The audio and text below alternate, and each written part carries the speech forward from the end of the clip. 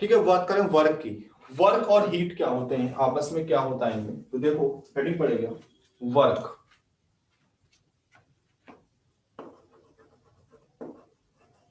Work इसे हम W से लिखते हैं, कैपिटल डब्ल्यू। वर्क, वर्क का मतलब क्या है, अगर हम किसी सिस्टम पर कोई इफेक्ट डालें, सॉरी, अगर हम किसी सिस्टम, हम कब कहेंगे कोई चीज वर्क, हमने कोई वर्क किया, मतलब कि अगर हम कोई काम करें और उस काम करने की वजह से उसकी बॉडी पर इफेक्ट पड़े, तो इसका मतलब क्या हुआ, वर्क हुआ। क्लियर है। अब वर्क सिस्टम ने किया या वर्क किसने किया, इसकी बात है। तो देखो भाई, सबसे पहली बात, डब्ल्यू का जो फॉर्मूला है, वर्क डन का फॉर्मूला लगेगा, वो हमेशा हम क्या लगाएंगे, माइनस का पी डेल्टा वी।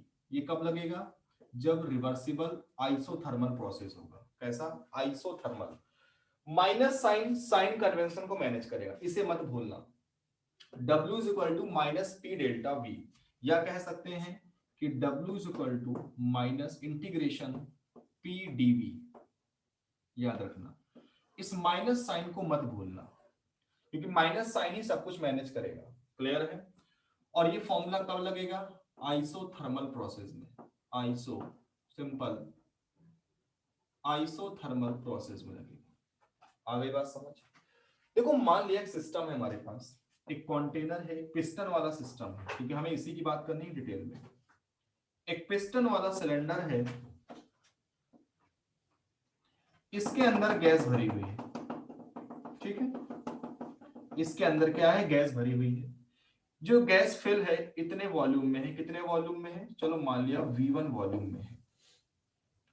अंदर से प्रेशर कौन लगाएगा, अंदर से प्रेशर गैस लगाएगी, और बाहर से प्रेशर कोई भी एक्सटर्नल फोर्स लगाएगा, एक्सटर्नल प्रेशर कोई भी लगा सकता है। समझ गए। इस पे दो केस बनेंगे, काम दो लोग करेंगे। एक वर्क, ये हमारा गैस क्या है, सिस्टम है, मतलब या तो सिस्टम काम करेगा या तो सिस्टम पर काम होगा। जब सिस्टम काम करेगा तो क्या बोलेंगे, work done on the system, work done by the system. जब सिस्टम पर काम होगा तो क्या बोलेंगे, work done by the system. समझ रहे हो। देखो दो केस। अब लेकिन कब होंगे केस ये, देखो जरा ध्यान से। अगर इफ पी गैस की वैल्यू पी एक्सटर्नल से ज्यादा है, मतलब सिस्टम का प्रेशर ज्यादा है, तो सिस्टम वर्क करेगा, मतलब ये नीचे से फोर्स लगाएगा, पिस्टन कहां जाएगा, ऊपर। मतलब क्या होगा, work done by the system. यहां पर क्या होगा, work done by the system. ध्यान से समझना, यहां क्या होगा, work done by the system. अब जब पिस्टन ऊपर जाएगा तो चलो मान लिया कितना होगा, अब वॉल्यूम कितना हो जाएगा, अब जो वॉल्यूम है, मान लिया जब पिस्टन ऊपर जाएगा, अब वॉल्यूम इसका V2 हो गया, मतलब वॉल्यूम बढ़ गया।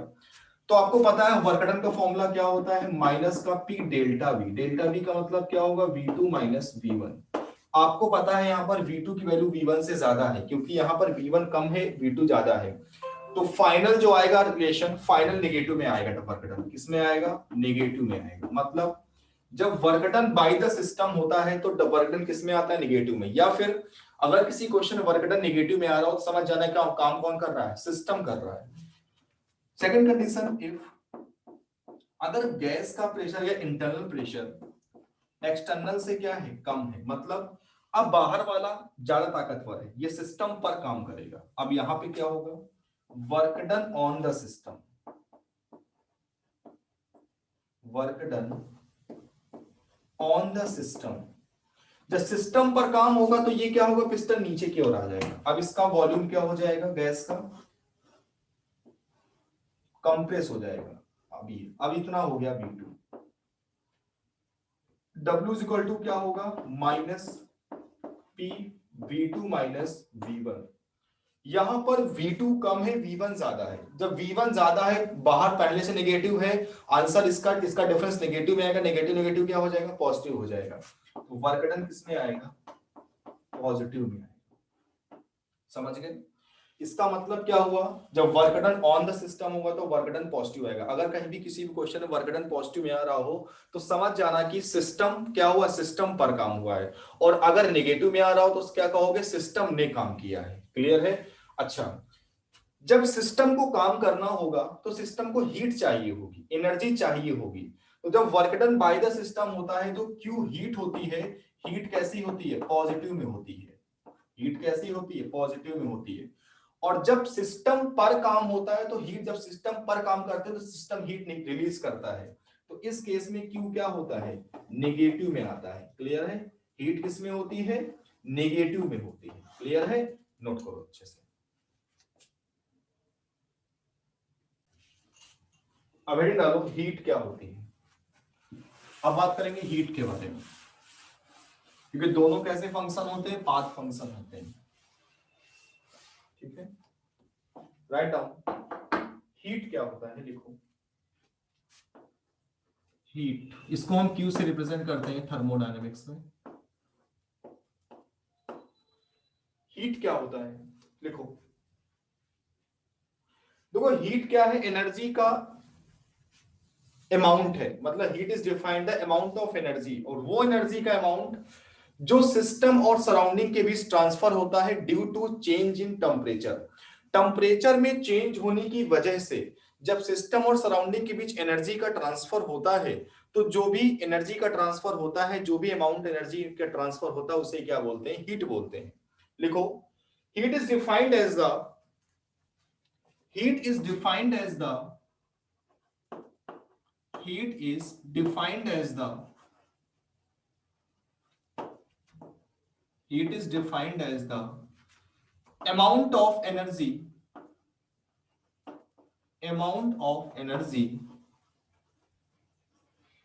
it is defined as the amount of energy which flows between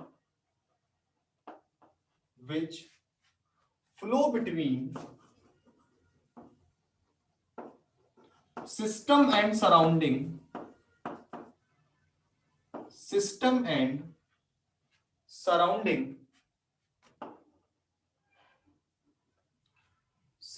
and surrounding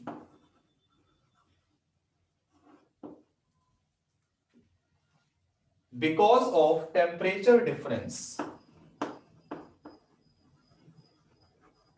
because of temperature difference की वजह से जो भी सिस्टम और सराउंडिंग के बीच एनर्जी का एक्सचेंज होता है जितना अमाउंट का, वही क्या कहलाती है? हीट कहलाती है। समझ गए? जरा नोट करो जल्दी से।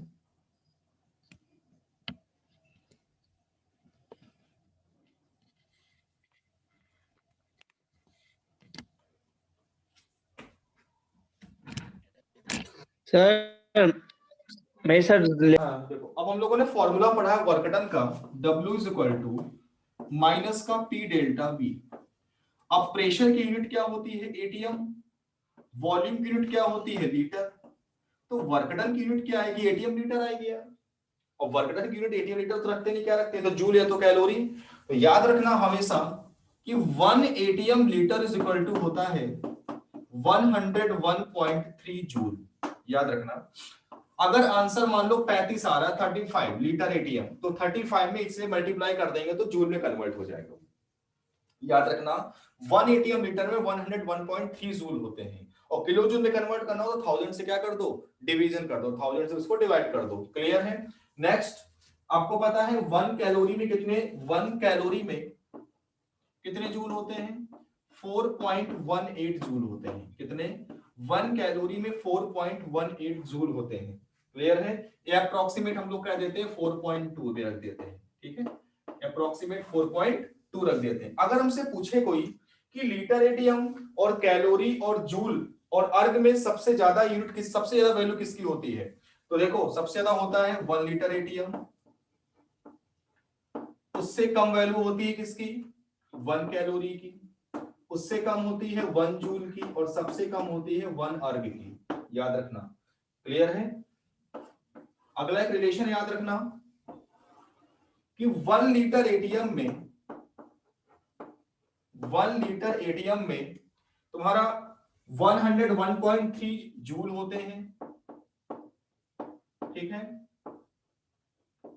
24.20 कैलोरी होता है। क्लियर है? और 101.3 इंटू 10⁷ अर्ग होते हैं।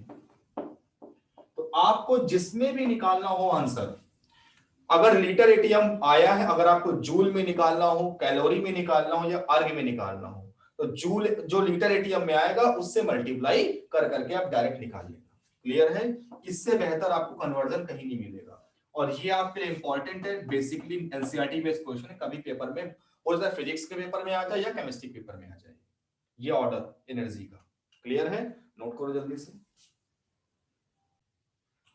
एक क्वेश्चन लिखो, the work done during the expansion of a gas, the work done during the expansion of a gas from a volume of 4 decimeter cube to 4 decimeter cube to 6 decimeter cube, 4 decimeter cube to 6 decimeter cube against a constant external pressure, against a constant external pressure, against a constant external pressure of 3 atm is,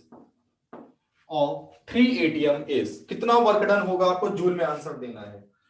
तो simple सी बात है, W is equal to क्या formula लगेगा, minus का P into delta V। Delta V कितना होगा, final minus initial, 6 minus 4 into 101.3 में रखोगे तब जूल में आएगा, कितना होगा, माइनस का 6 इंटू 101.3 कितना आ जाएगा, 7 माइनस का 607.8 जूल आएगा।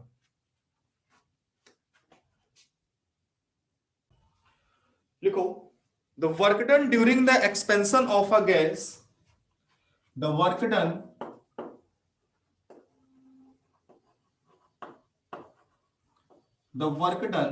during the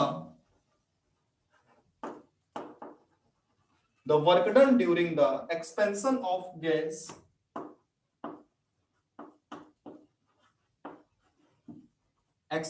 of gas from a volume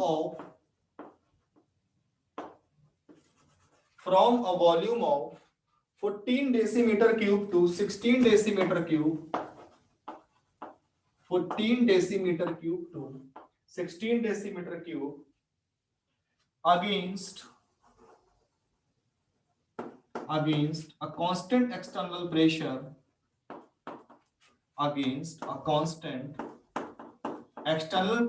of 2 atm is, against a constant external pressure of 2 atm is कितना होगा, तो भाई कोई दिक्कत नहीं, W is equal to minus का P डेल्टा V कितना आएगा, 2 आ जाएगा, 101.3 से मल्टीप्लाई कर दो, कितना आएगा भाई, माइनस का 405.2 जूल, माइनस का 405.2 जूल आएगा। नोट डाउन करो। Next question,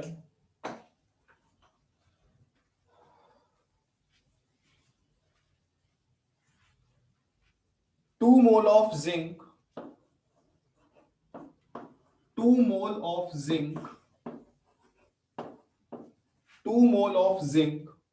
is dissolved in HCl,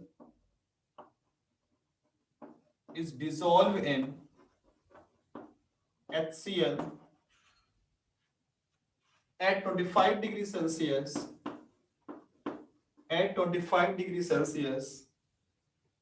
then the work done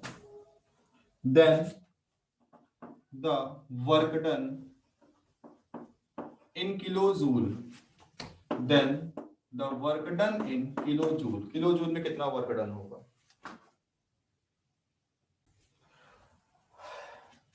आपको पता है पीवी इज इक्वल टू क्या होता है, एनआरटी होता है। अगर हमको प्रेशर वॉल्यूम ना देकर के मोल और टेम्परेचर दिया हुआ है तो फिर हम क्या करेंगे, ये लगा देंगे। तो W is equal to minus nRT. Clear? Minus n कितना है 2 है। आपको किलो जूल में निकालना है तो r की वैल्यू क्या रखना पड़ेगा 8.314 अपॉन 1000। क्लियर। और टेम्परेचर है 25 डिग्री सेल्सियस, केल्विन में चेंज करो 298 केल्विन आएगा। क्लियर। इसको मल्टीप्लाई कर लो, इतने किलो जूल वर्क होगा, ये आएगा आंसर। याद रखना, इसको नोट कर लो। अब आगे पढ़ेंगे work done during reversible isothermal process. अगर किसी क्वेश्चन में रिवर्सिबल लैंग्वेज यूज हो रही है, मतलब रिवर्सिबल प्रोसेस यूज हो रहा है और उसमें टेम्परेचर सेम है, तो उसको बोलते हैं रिवर्सिबल आइसोथर्मल प्रोसेस। तो उस केस में कैसे निकालते हैं वर्क डन, क्या फॉर्मूला क्या होता है देखो। मान लिया कोई सिस्टम है, उसका वॉल्यूम V1 से V2 हो रहा है जब उस पर प्रेशर अप्लाई किया जा रहा है। आपको पता है वर्क डन का फॉर्मूला क्या होता है, dW is equal to minus P into dV। Clear. Volume कहां से कहां तक जाएगा, V1 से V2 तक। हम सबको पता है कि P इज इक्वल टू क्या होता है, nRT अपॉन V होता है। क्लियर। तो जहां पर P लिखा है वहां पर क्या लिख दो, nRT अपॉन V। तो dW इज इक्वल टू आ गया माइनस V1 से V2 nRT अपॉन V और dV। nRT को बाहर ले आओ तो dW is equal to minus nRT V1 से V2 1 अपॉन V और dV। 1 अपॉन V का इंटीग्रेशन क्या होता है, ln V होता है, बेस में E होता है, याद रखना। ठीक है, यहां भी इंटीग्रेशन होगा तो W इज इक्वल टू आएगा minus nRT ln V2 by V1। ln से log बेस 10 में कन्वर्ट करने के लिए किससे मल्टीप्लाई करेंगे, 2.303 से। तो W इज इक्वल टू आएगा minus 2.303 nRT log V2 by V1।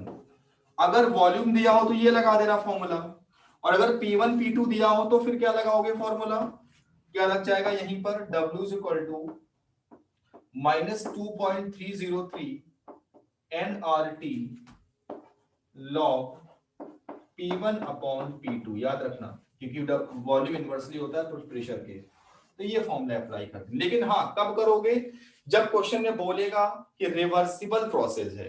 Reversible और आइसोथर्मल कैसे पहचानोगे, उसमें बाकायदा सिंपल एक ही टेम्परेचर दिया होगा। कभी कभी नहीं बोलता कांस्टेंट टेम्परेचर, लेकिन एक ही फिक्स टेम्परेचर दिया होता है। इसका मतलब क्या होता है, वो रिवर्सिबल प्रोसेस तो दिया होता है, आइसोथर्मल है। क्लियर। तो इसको जल्दी जल्दी से नोट करो, फिर क्वेश्चन करें इस example.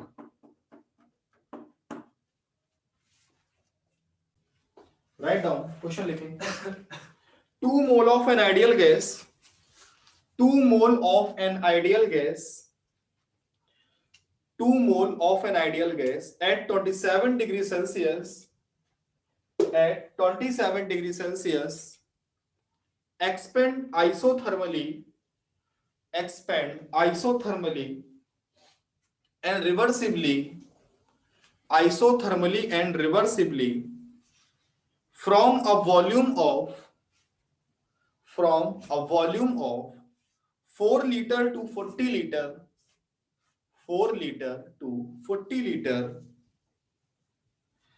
then work done by the gas in kilojoule.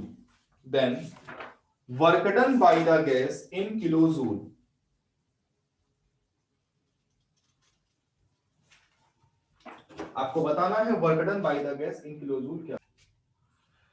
W is equal to formula लगेगा माइनस का 2.303 इंटू n 2 है, R की वैल्यू 8.314 अपॉन 1000 रख देंगे, इंटू टेम्परेचर कितना है 300 kelvin, log V2 upon V1 40 upon 4। तो यहां से कैलकुलेट करो जरा, अब इतना किलो जूल आएगा, बाकी इसको आप कैलकुलेट कर लो, ये आपका काम।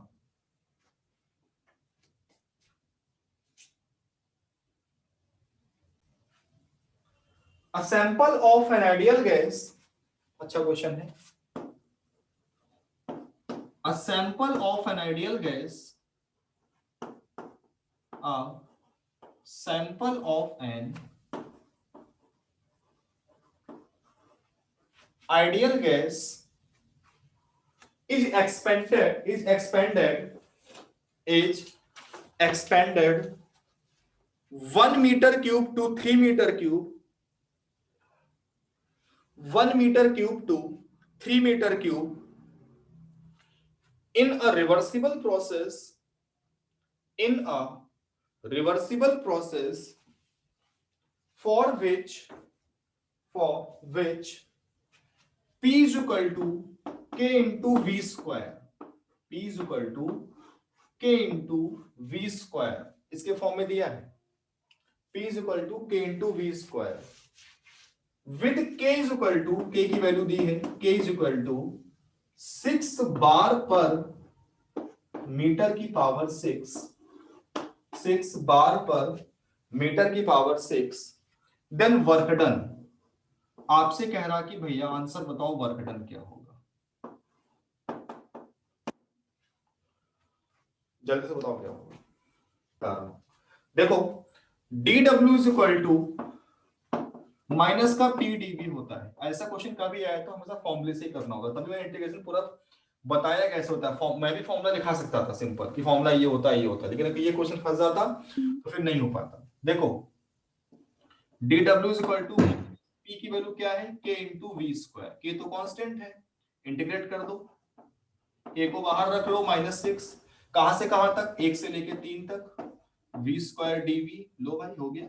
तो w is equal to minus का 6, v स्क्वायर का इंटीग्रेशन v क्यूब बाई 3 आएगा, तो v क्यूब को बाहर कर लो, 3 को बाहर कर लो, 1 से लेके 3 तक कितना हो जाएगा, ये 2 हो गया, माइनस का 2 इंटू v क्यूब मतलब 3 का क्यूब 27 माइनस 1 26, कितना आ गया आंसर, माइनस का 52 आ गया। कितना आ गया आंसर, माइनस का 52 किलो जूल।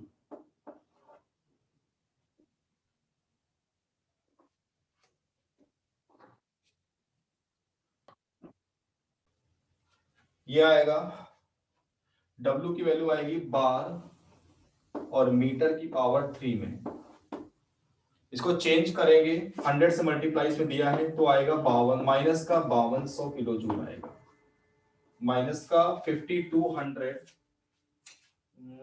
एक मिनट, माइनस का 5200 किलो जूल आएगा, ये आएगा W। ठीक है, तो वर्क डन कितना आया, माइनस का 5200 आया। ठीक है, और तुमसे पूछे कि work done by the gas बताओ, तो work done by the gas अगर पूछ रहा है तो आंसर कितना होगा, केवल 5200 होगा। ये तो सिर्फ वर्क डन होगा, लेकिन work done by the gas, अरे गैस करेगा तभी तो माइनस में आएगा, तो ये आंसर होगा केवल work done by the gas का। ये लफड़ा हुआ था 2019 के पेपर में, एक फिजिक्स का केमिस्ट्री का क्वेश्चन था जिसका आंसर 30 आ रहा था, बाय द गैस का डिफरेंस था बस।